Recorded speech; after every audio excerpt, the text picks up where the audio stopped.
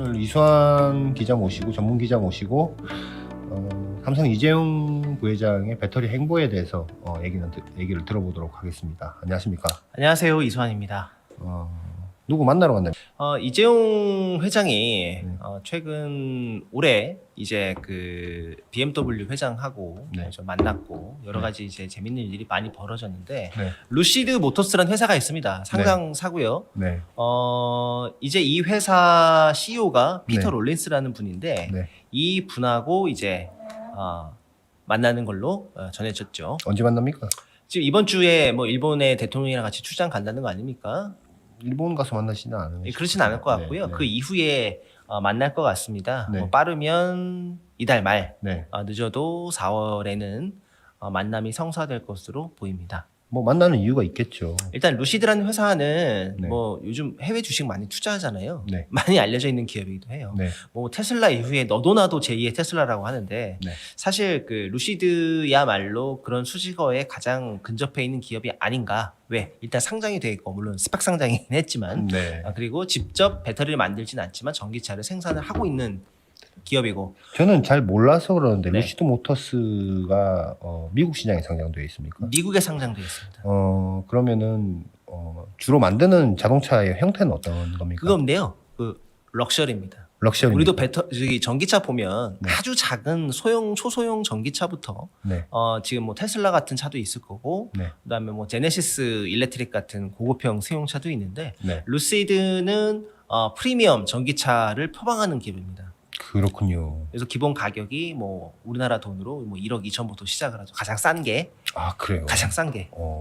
루시드 모터스라는 회사의 뭐랄까요? 그 배경, 네. 설립 배경, 누가 설립했는지 뭐 배경 자체는 이쪽 업계가 재밌게도 뭐 대부분 테슬라 출신들이 많고요. 아, 그래요. 예, 네. 이쪽에 설립한 것도 2007년에 버나드 첸과 샘 웽이라는 분이 이제 창업을 했는데 네. 중간중간 이제 배터리 산업이 크면서 투자를 받게 되었고요. 네.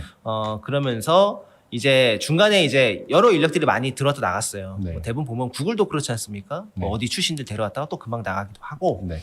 지금 이제 루시드 같은 경우에는 재작년 2021년도에 상장을 했고요. 네. 상장을 했고 지금 제가 작년에 매출을 좀 찾아보니까 6억 80만 달러. 1조가 좀 안 돼요. 근데 그럼에도 불구하고 2021년이 2,700만 달러였으니까 많이 올랐네요. 엄청나게 실제로 그 지금 차를 팔고 있다라는 거군요. 팔고 있습니다. 네. 근데 다만 이게 확실히 이 미국에 있는 애널리스트들이 냉정한 게 지금 이제 바로바로 주가에 반영되는 것들이 있어요. 올해 루시드가 생산할 수 있는 전기차가 채 2만 대가 안 됩니다. 캐파가 그렇다. 예. 네. 엄청 적은 거죠. 작년에 테슬라가 거진 200만 대 가까이 팔았거든요. 그러니까 뭐 10분의 1? 올해 다 팔아도 아니죠. 100분의 1이죠. 100분의 1이죠. 네. 엄청나게 물론 이제 럭셔리라는 조건이 있긴 합니다만 또 근데 그 수치가 월가에서 전망했던 수치보다 하회하니까 뭐 주가가 바로 그냥 뭐 수직 낙하를 했죠. 뭐 비싼 거를 파니까 뭐 많이 안 팔아도 네. 잘 팔리고 성장만 잘한다라면은 예. 괜찮을 수 있을 것 같은데 포르쉐 같은 차들도 사실 판매량이 그렇게 많은 회사는 아니지만 어쨌든 매출은 꽤 크잖아요. 포르쉐 말씀하시니까 포르쉐야말로 어떻게 네. 보면 스포츠카 어떤 남자의 로망. 뭐 스포츠카지만 데일리카로 쓸 수 있을 정도로 좀 그쵸. 편하게 만든. 근데 결국 네. 타이칸이라는 전기차 모델을 거긴 뭐 아시겠지만 LG 엔솔 배터리가 탑재가 돼 있고요. 네. 결국 그 내연기관차의 어떤 그 최상위 먹이사슬의 정점에 있던 페라리도 네. 결국 전기차를 내놓기로 하는 등 이미 하이브리드 차는 다 나와 있죠. 뭐 흔히 얘기하는 슈퍼카들도. 네. 그래서 전기차 전환이 이렇게 되는 시점에 루시드라는 기업이 가지고 있는 여러 가지 상징성. 그러니까 뭐 물론 이제 상징성으로 치면 일론 머스크가 더 크겠지만 네. 그럼에도 불구하고 이 루시드가 상장사고 럭셔리 전기차를 만들고 있고 네. 단순 배터리뿐만이 아니라 그 안에 여러 가지 이제 그 전장 부품이나 이런 것들도 같이 논의가 될 수 있지 않을까라고 예측을 해봅니다. 만나서 무슨 얘기를 할까요? 일단 기본적으로 루시드가 이제 전기차를 많이 만들어야 되는데 아까도 말씀드렸지만 시장 전망치에 하회하니까 이제 주가가 내려갔잖아요. 네. 결국 생산량을 높이기 위한 배터리 조달 논의가 가장 네. 먼저 이루어지지 않겠느냐. 네. 그러면 루시드는 현재 어떤 배터리를 쓰느냐?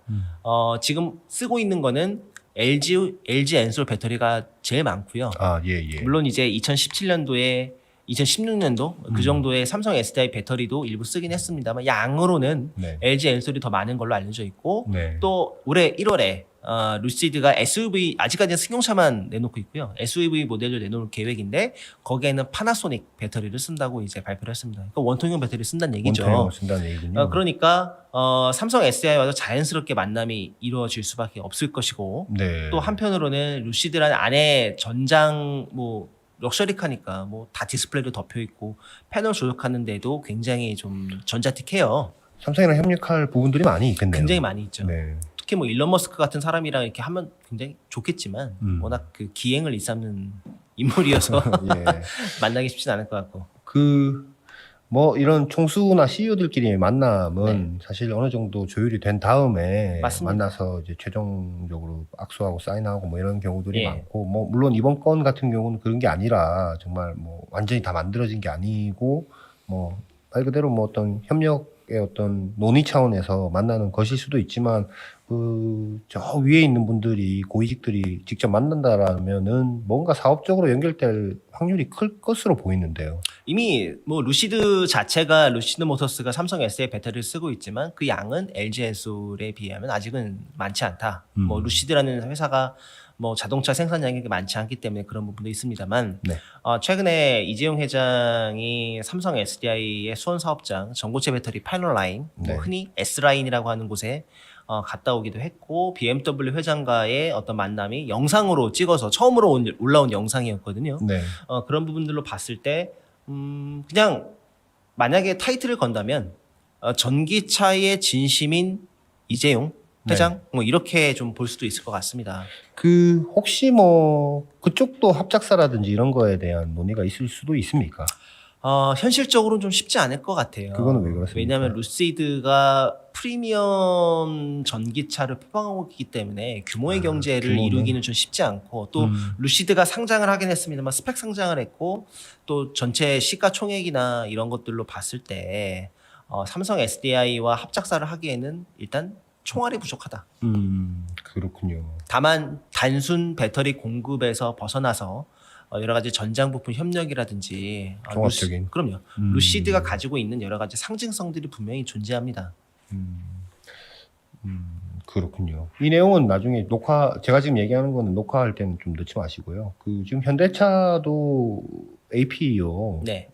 클러스터, 인포테인먼트, 뭐 ADAS 이런 그리고 커넥티비티 이런 칩 3개를 지금 만든다고 하는데 삼성 파운드리 LSI에 의뢰해서 처음으로 한국에서 이제 아하. 그러니까 뭐라고 해야 되죠? 내재화. 내재화. 애플이 마치 AP를 우리가 설계하고 맡기듯이.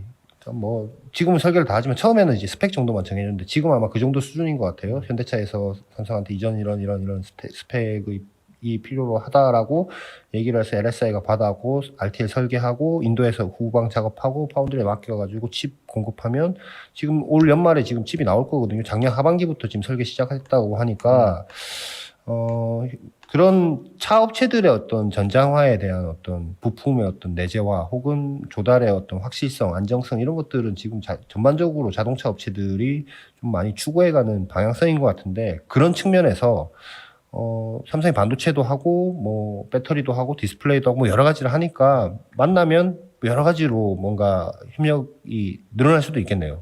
일단 루시드 모터스가 뒤에 자금줄이 뭐 많이 알려진 얘기면 사우디 국부펀드가 들어와 있고 네. 또 2020년에 당시 LG 화학에서 루시드 모터스의 차세대 원통형 배터리 공급을 공식적으로 자료로 배포했을 정도로 네. 중량감이 있기 때문에 이번에 만약에 만나게 된다면 아까 말씀하신 여러 가지 AP나 이런 부분들뿐만이 아니라 배터리 전반적인 내용에 대해서 양사 간의 협력이 이루어질 수 있다는 걸로 좀 예상을 좀 해볼 수도 있을 것 같습니다. 거기 물량 늘어나면 삼성도 뭐 다른데 캐파도 늘리고 이러다 보면 그쪽 협력사로도 뭔가 낙수 효과가 있을 수 있겠네요. 충분히 있죠. 지금 스텔란티스랑 합작사가 미국에 이제 설립이 되는데 네. 이쪽도 상당히 판세가 재미있어요. 기존의 삼성 SDI 협력사들 풀에서 다소 벗어난 것들이 좀 보이기 시작합니다. 그렇군요. 여튼 IR의 영향도 있을 것이고 네. 그다음에 이제까지 삼성 SDI가 좀 보수적인 투자를 많이 한다고 얘기들이 많이 들어왔잖아요. 네. 그런 부분들을 좀 탈피해 보려는 게 아닌가 이미지적으로 네. 그렇게도 좀 볼 수 있을 것 같습니다. 이 정도 하실 거죠? 네, 이 정도입니다. 잠깐만 쉬다가 오겠습니다.